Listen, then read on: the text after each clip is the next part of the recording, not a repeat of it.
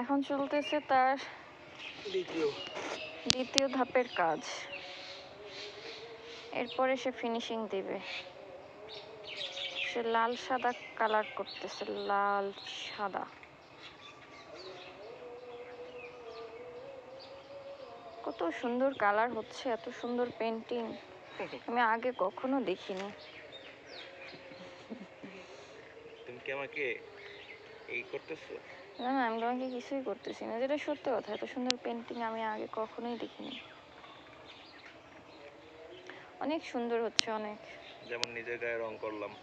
হ্যাঁ, এরপরে কি করবা? এরপরে আর কোনো ধাপ আছে? আচ্ছা, এটার উপরে আবার রং করতে হবে। ওকে ওকে, এই সেম রঙই। ঠিক আছে। পরের ফিনিশিং দেখার জন্য সবাই ওয়েট করেন। কমপ্লিট হয় নাই।